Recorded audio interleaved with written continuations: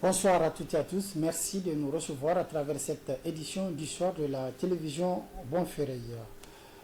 Le Conseil des ministres d'hier, 1er juin 2023, a pris un projet de décret portant création désormais d'un établissement public à caractère scientifique, culturel et technique dénommé Centre de formation aux métiers agricoles et d'apprentissage.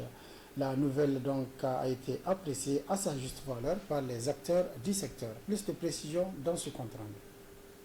L'annonce a été faite au Conseil des ministres du jeudi 1er juin 2023, la création désormais d'un établissement public à caractère scientifique, culturel et technique dénommé Centre de formation aux métiers agricoles et d'apprentissage.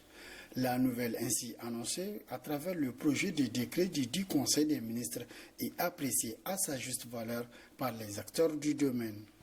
Pour ces décrets de création d'un établissement public à caractère scientifique, culturel et technique, nous pouvons nous réjouir. Nous réjouir parce que, tout simplement, nous avons compris aujourd'hui que la formation professionnelle ne se limite pas à la théorie.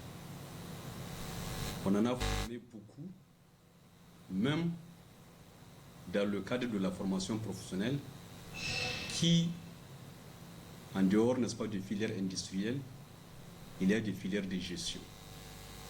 Mais aujourd'hui, il y avait eu, n'est-ce pas, une certaine, j'allais dire, prise de conscience de nos réalités. C'est quoi nos réalités?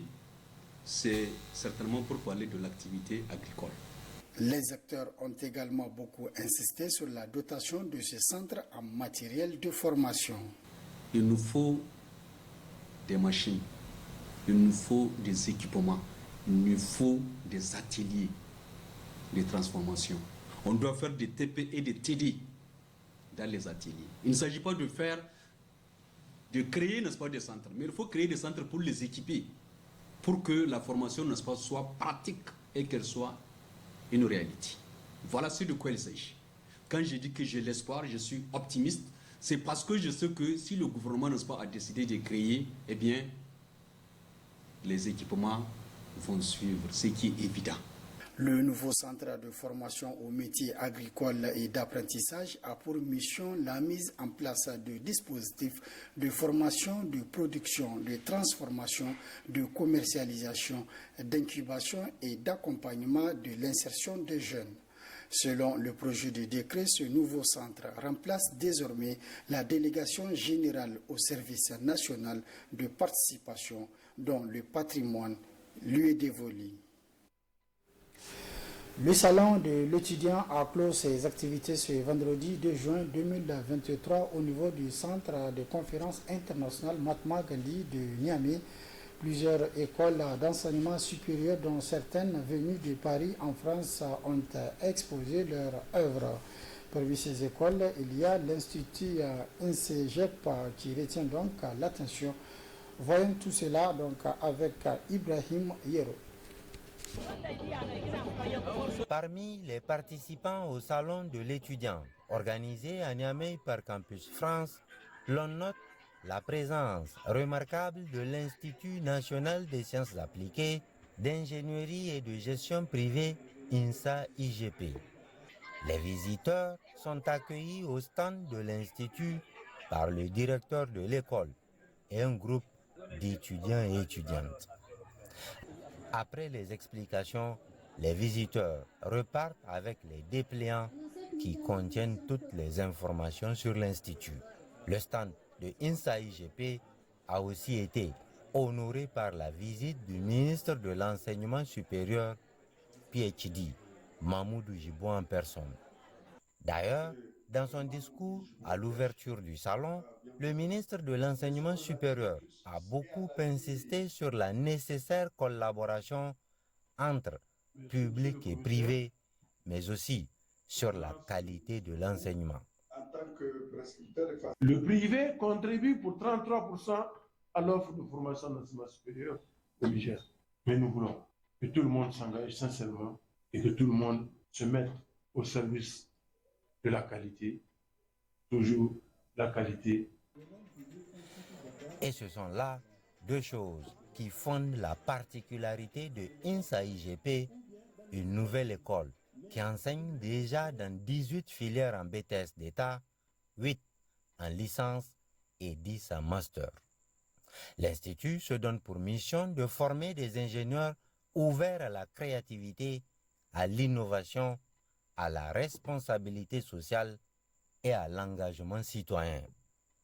Pour ce faire, il délivre pas moins de 6 diplômes, BTS d'État, licence professionnelle, master professionnel et master de recherche, entre autres.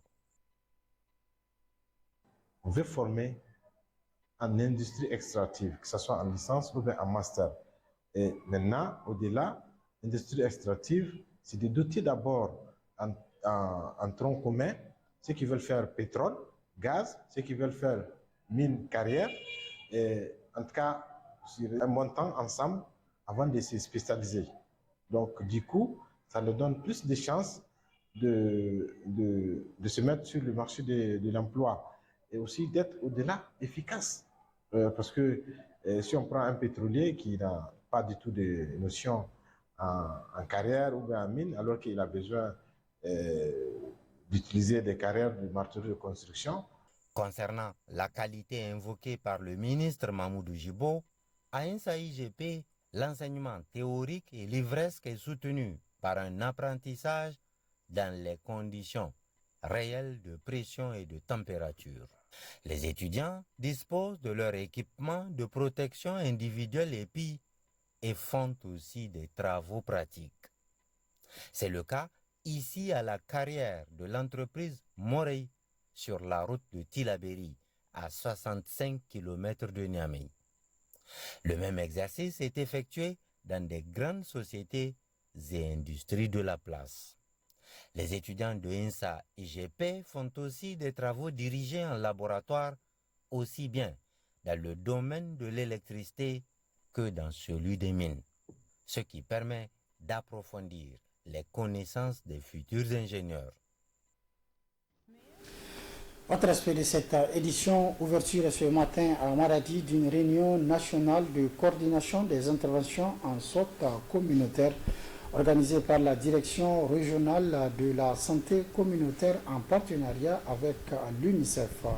Une initiative qui va soutenir de manière stratégique et opérationnelle les réalisations pour une meilleure santé pour tous. Hussein Asmi et Ibrahim Amadou. Outil de prévention de plusieurs maladies, la santé communautaire reste le premier maillon du système de santé. Il s'agit pour l'UNICEF, à travers ce cadre d'échange et de partage d'expériences de coordination nationale des interventions en santé communautaire, de rappeler les aspects critiques de celle-ci. Il est important de donner une priorité aux investissements dans les soins de santé primaire, en particulier au niveau de la communauté, pour atteindre la couverture universelle, la couverture santé universelle. Soutenir les programmes nationaux pour offrir un programme communautaire intégré par le biais des relais communautaires qui offre un ensemble de services de santé préventifs et curatifs de base. Il est également important de soutenir le ministère de la Santé à tous les niveaux dans son rôle central de renforcer le système de santé au niveau du Niger. Le secrétaire général du gouvernorat de Maradi revient sur les activités réalisées par la région dans l'opérationnalisation du plan stratégique national santé communautaire, PSNC, élaboré par le ministère de la Santé publique pour la période 2019-2023. Ce PSNCE a pour but de contribuer à la baisse de la mortalité et à la morbidité et à la mortalité infanto-juvénile et mortalité à travers la protection de la santé, l'amélioration de l'accès des soins aux communautés éloignées et à l'amélioration de l'utilisation des services de santé avec la participation effective de la communauté.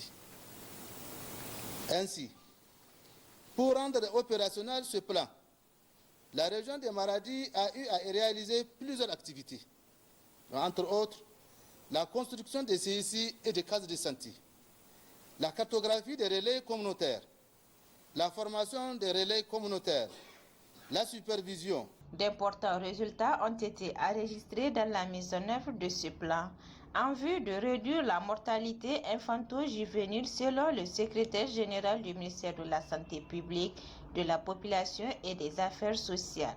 Que sur le plan politique et stratégique, nous avons réussi à élaborer une feuille de route pour la santé communautaire. Nous avons fait la réalisation du statut et la motivation des relais communautaires par décret pris en Conseil des ministres le 3 novembre 2020, vous le rappelez. L'élaboration d'un programme unique et intégré de formation sur le paquet curatif, sur le plan de prestation des services et des soins.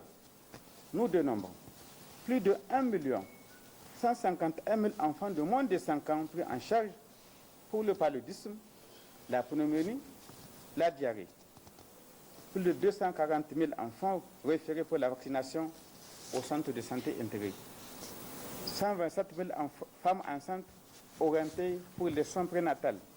Au sortir des assises, il est attendu des participants de contribuer à l'amélioration de la mise en œuvre des interventions en santé communautaire, d'identifier les difficultés et contraintes, mais aussi formuler des recommandations. Depuis quelque temps, l'on assiste à une vague de chaleur caractérisée par des températures plus élevées que par le passé. Alors, qu'est-ce qui explique cette chaleur? Élément de réponse dans ce reportage signé Echatou Mamadou et Mohamed Diori. Le mois de mai qui vient de s'achever a été marqué par des vagues de chaleur, des températures plus élevées que la normale qui varient selon les localités. Pour le service de la prévision au niveau de la Direction générale de la météorologie, cela est dû à la situation géographique du pays. Si on prend par exemple du 13 au 21, nous avons presque des températures qui sont supérieures à 43 degrés Celsius. Et ça veut dire tout simplement que sur la majeure partie des régions du fleuve, nous avons observé vraiment cette vague de chaleur qui a persisté pendant une semaine au niveau de la deuxième décade du mois de mai. Et c'est général sur toutes les localités. Nous avons ces températures très élevées et qui ont été enregistrées et la vague de chaleur était confirmée. C'est relatif d'une localité à une autre, d'une région à une autre, parce que nous n'avons pas les mêmes réalités climatiques. Ici, nous sommes dans la partie la plus chaude au monde, d'accord? Et donc, nous, en faisant nos prévisions, nous prenons en compte la température maximale. Quand je parle de la température maximale, c'est la température la plus élevée de la journée. Donc, pour les 3 jours consécutifs, nous allons regarder, n'est-ce pas, si aujourd'hui nous sommes vendredi, on fait nos prévisions ce samedi, dimanche et lundi. Maintenant, les 3 jours consécutifs, est-ce que au niveau des différentes stations, au niveau des 8 régions du Niger que nous avons, les températures que nous prévoyons au cours de ces 3 jours consécutifs dépassent la température maximale, n'est-ce pas, moyenne du mois le plus chaud de l'année de cette région. Selon toujours les prévisions, les populations peuvent espérer à des précipitations au cours de ce mois de juin. Mais pour le mois de juin, nos prévisions quand même sont rassurantes par rapport au mois de juin, parce que le plus souvent la saison s'installe véritablement. Les dates moyennes de semis tournent autour de la deuxième décade du mois de juin pour la majeure partie de la bande sud du pays, excepté les régions de d'Ifa et de Zander, où d'après nos analyses climatologiques, la saison démarre véritablement en fin juin, début juillet, c'est-à-dire les dates optimales de semis. Mais sinon, pour toutes les régions, à part Gaïa qui a déjà commencé, je pense que la saison, le mois de juin 2023, la dynamique météorologique est là. Au niveau des grands centres météorologiques, les prévisions sont quand même rassurantes.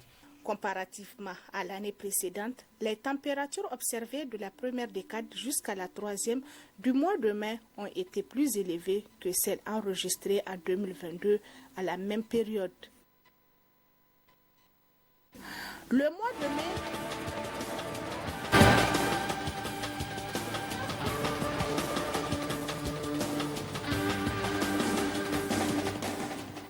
Place à présent à votre rubrique, la page des sports, c'est avec Ablaziz Mamadou. Bonsoir Ablaziz. Bonsoir Suleiman, bonsoir aux téléspectateurs de la télévision Bonferré. Dernier réglage pour le MENA U23 avant de quitter le Niger la semaine prochaine, direction le Maroc pour la CAN de la même catégorie. Le travail se poursuit pour le MENA U23 du technicien Zakariaou Ibrahim qui s'attelle au dernier réglage. Plus de 40 jours de stage accentués par une série de matchs amicaux vont venir mettre terme à ce stage local pour Al-Mustafa Kerou et ses coéquipiers. En effet, le MENA U23 se prépare à quitter le pays pour un stage à l'extérieur dans le but de finaliser le processus de préparation de cette Coupe d'Afrique des Nations U23 qui peut aussi ouvrir les portes aux Jeux Olympiques Paris 2024 pour le MENA. Le travail technique sur le terrain, les documents administratifs au bon train, souhaitant juste les moyens financiers à cette équipe afin qu'elle puisse apporter de la joie dans le cœur des Nigériens à l'image de la très belle campagne du MENA Chan en Algérie 2023. Bon courage et bonne chance au staff technique d'encadrement de Zakariaou et à tous les joueurs présélectionnés pour relever ce défi. Le COSNI, via sa direction technique et de supervision au chevet des broussiers des différentes fédérations sportives nationales. Le Comité olympique sportif national du Niger, COSNI, de concert avec la solidarité olympique, accompagne 9 fédérations sportives nationales dans les préparatifs des Jeux prévus se tenir à Dakar au Sénégal en 2026. À cette occasion, plusieurs jeunes sportifs bénéficient de ce soutien. Un directeur technique a été désigné pour le suivi des activités et des préparatifs de ces jeunes. Il s'agit de Daouda Adamou, directeur du Centre Olympa Africa de Banifondu. Il a d'ailleurs entrepris depuis quelques jours une série de visites et de prises de contact avec les fédérations concernées, à savoir tennis de table, tir à l'arc, taekwondo, karaté, judo, natation, beach volley, athlétisme et escrime. L'objectif, décliné aux jeunes boursiers et aux techniciens des différentes fédérations sélectionnées, les objectifs de ces bourses et la vision du COSNI à travers leurs prestations. Sur place, les techniciens de ces fédérations ont donné leur accord pour un partenariat sincère dans le seul intérêt des athlètes et du pays qu'ils défendent. En athlétisme, le Niger était à l'honneur au meeting international de Dakar dénommé World Athletic Class Bronze. Sagirou Barmasi, 110 mètres haies, Samira Awali sur le 400 mètres étaient les Nigériens qui ont participé au dernier meeting de Dakar, un meeting international World Athletic Class Bronze. Ils ont participé sur invitation. L'objectif pour eux est de promouvoir la jeune génération émergente à bien se préparer davantage pour les compétitions à venir. C'est un meeting qui leur a permis de se mesurer et de se situer sur le plan international et par rapport aux quelques concurrents invités aussi dans les meilleurs de la catégorie bronze. A noter que Sagirou était en France pour les interclubs où il s'est classé 5e meilleure performance française de l'année. Sagirou Badamassi a réalisé à cette occasion un temps de 13,59 au 110 mètres haies et s'est classé 2e à l'issue de la course. Samira Awali a quant à elle réalisé un temps de 54,87 sur le 400 mètres et s'est aussi classé 2e à l'issue de l'épreuve. Et puis l'association des anciens boxeurs du Niger reprend ses bonnes habitudes et pratiques à travers une compétition de mise en jambe. Les anciens boxeurs regroupés au sein de leur association ont à nouveau initié le week-end dernier une compétition de mise en jambe au profit des jeunes et talentueux boxeurs de la capitale. Objectif, créer le cadre leur permettant de se retrouver autour de la discipline et compétir pour maintenir la forme. À cette occasion, 6 catégories ont été retenues. Il s'agit des 52, 60, 69, plus de 69, 75 et plus de 75 kilos. Tous les boxeurs qui ont pris part à ce tournoi, le 6e déjà qu'organise l'Association des anciens boxeurs du Niger, ont eu à découvrir quelques nouvelles techniques. Occasion pour le comité de gestion de la boxe nigérienne de se réjouir de l'initiative avant d'annoncer la tenue les semaines prochaines du championnat national de boxe couplé à l'Assemblée générale élective de la Fédération nigérienne de boxe afin de doter les ligues de l'instance dirigeante de nouveaux dirigeants capables de poursuivre le travail de promotion et de développement de la boxe nigérienne dans toutes ses formes. Voilà, merci donc Blaise pour toutes ces précisions. C'est également la fin de cette émission, c'est également la fin de cette édition Merci de l'avoir suivi à toutes et à tous. Prochain rendez-vous de la rédaction demain, Inch'Allah, à partir de 10h30. Très bonne réception. Au revoir.